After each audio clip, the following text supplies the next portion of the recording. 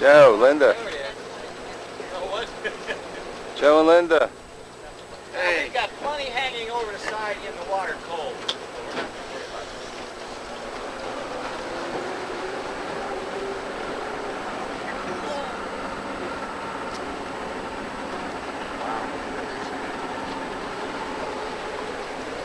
We man.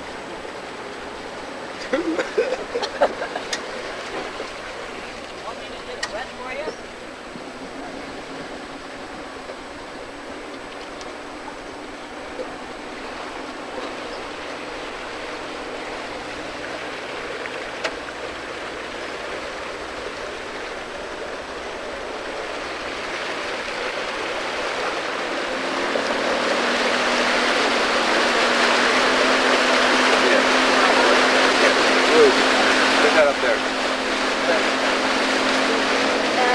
Matt, you might want to sit over on that side.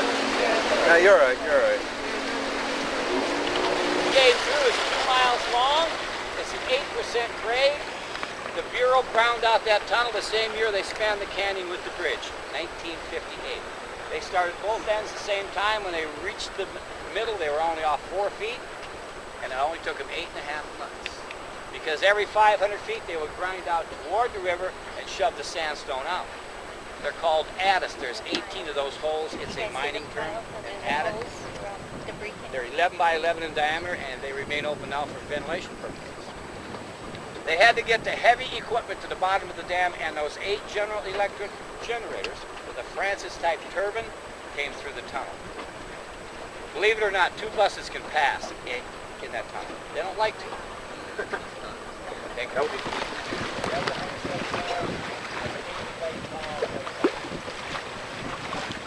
Glen Canyon was made by John Wesley.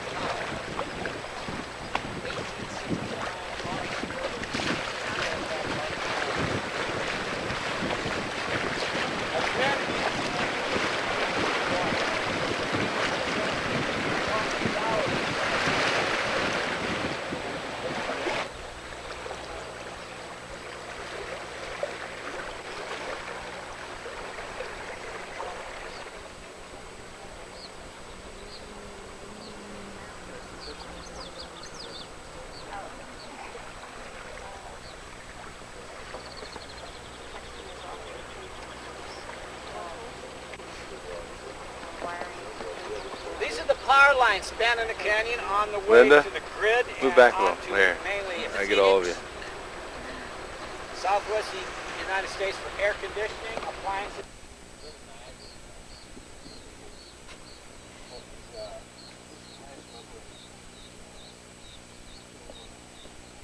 Yeah. So how much lower would it run? It's power demand. What we're flowing here now is about 23,000 CFS. Now, power demand. He's waiting for a fish to go by.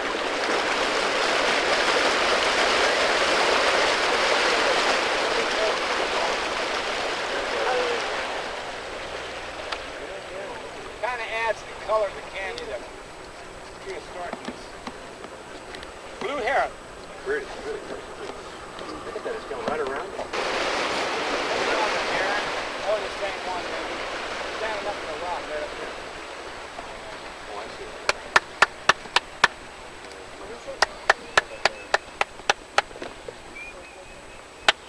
Hey!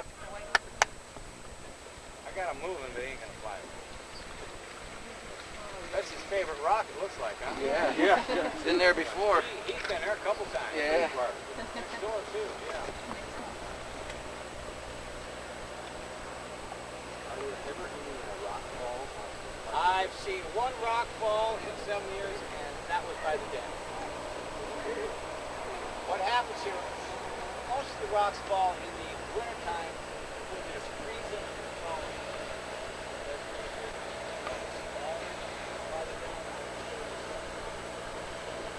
Small.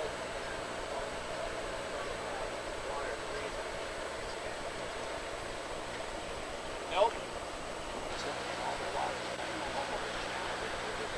See, all these rocks and all this stuff here was shoved out underground.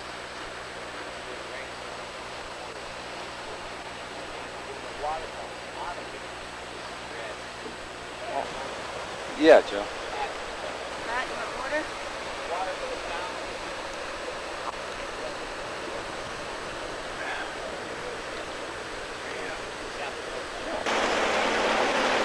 Monk Rock.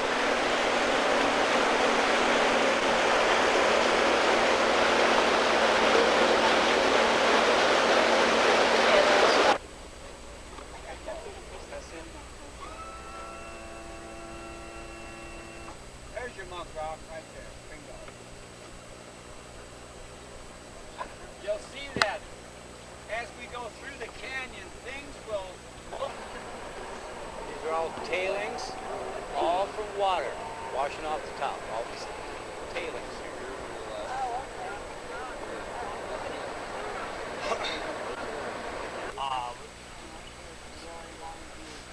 Let's put paper in that.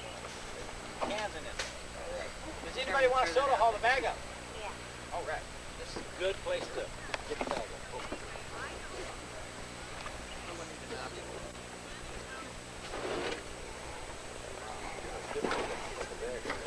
Pepsi, Diet Coke, A&W Root Beer, Mountain Dew,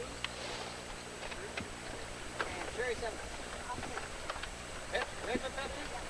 Diet Pepsi. How'd you get? And a Diet. Pretty good from here.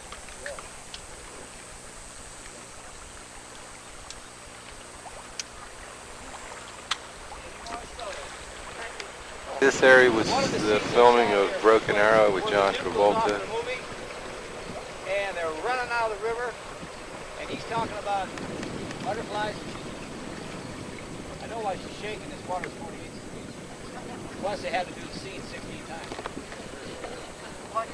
Right here. Also, this is where Howie Long was driving the blue boat, boat number 5.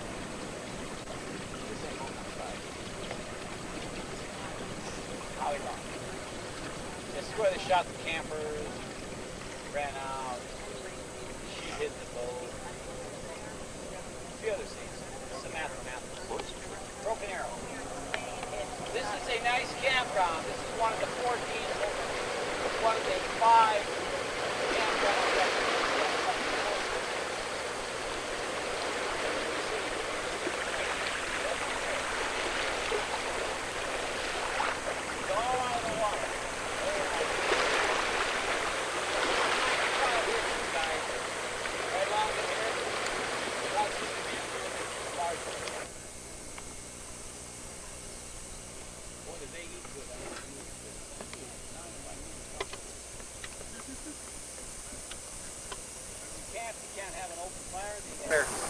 on record, triple that.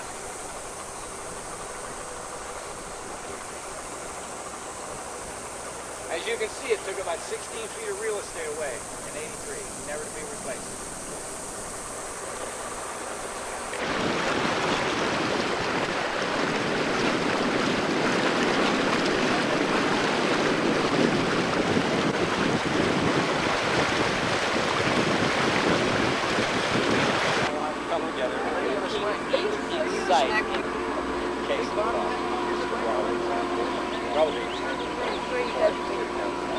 You got it, Ron?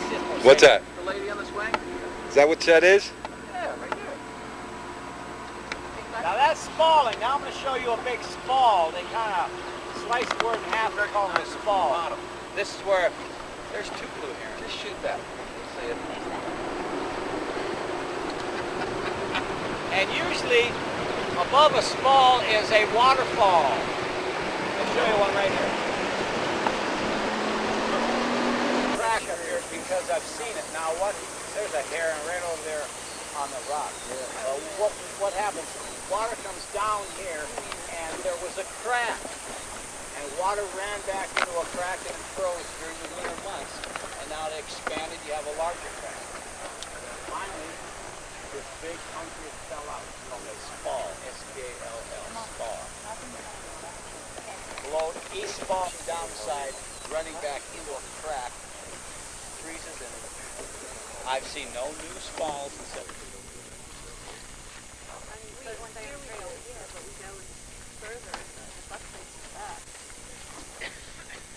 Very long.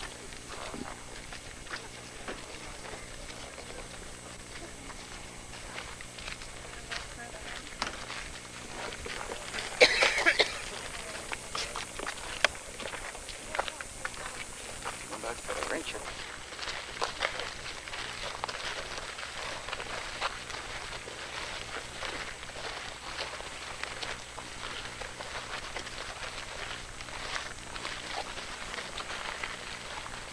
Excuse me, and I'll get out of your way.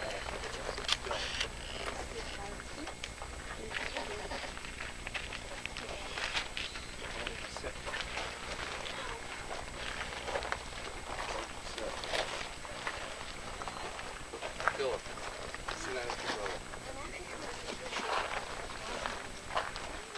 Wow. You look like you're really enjoying it.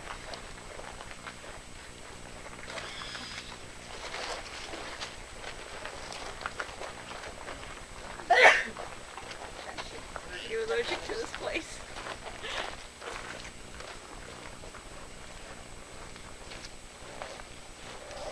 Kids do these or did adults? Teenagers. They're a pain, aren't they?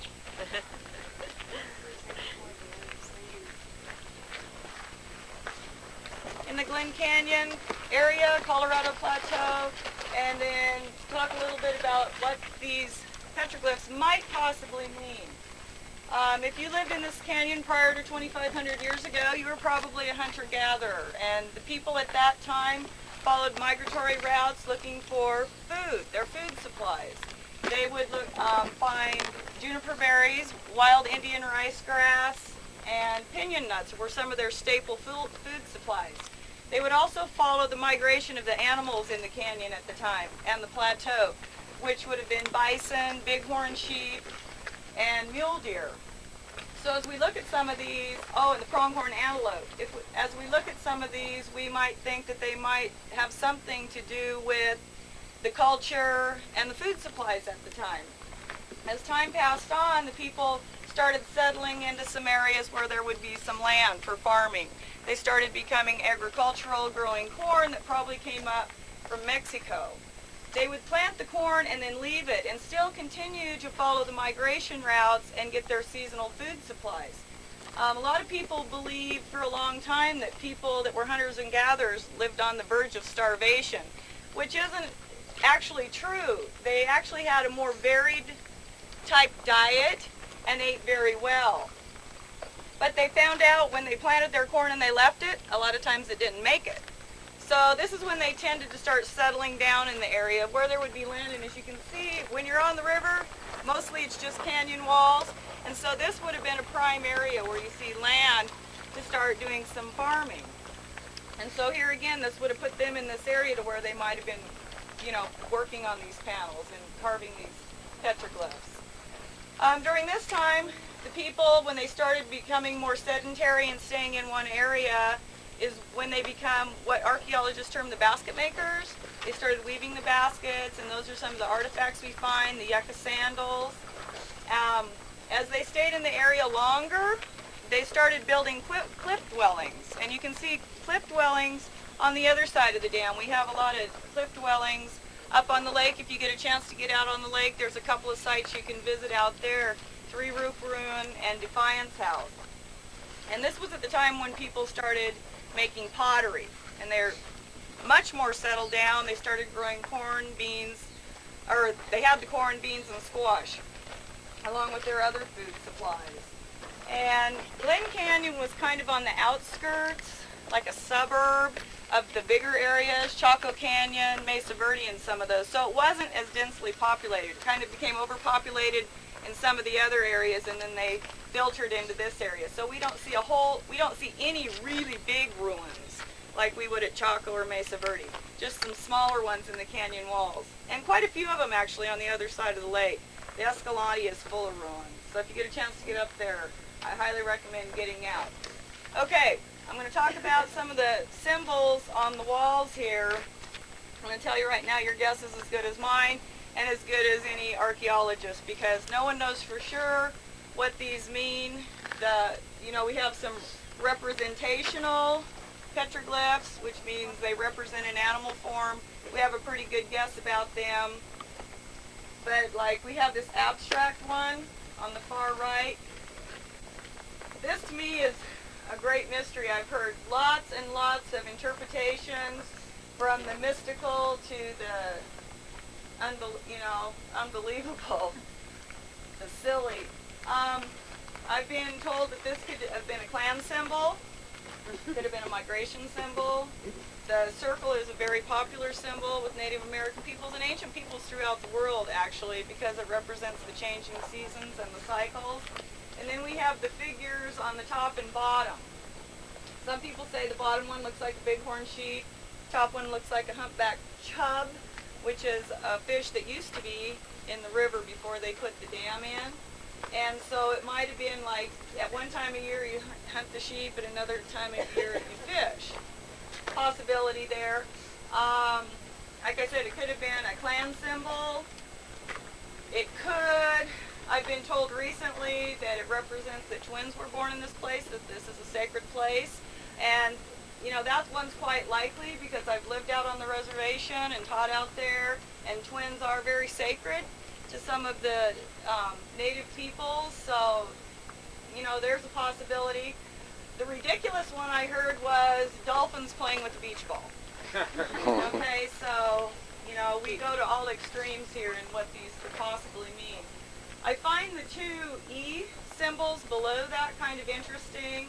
Most of the times I hear that they're associated with water sources and that they're like ladles for gathering the water, and they point to possible water sources. And one of them points up to the top, and there's a ledge up here where fresh water supply could be held. And I understand that during the right times of year it could hold like, you know, a season's or a year's supply of fresh water.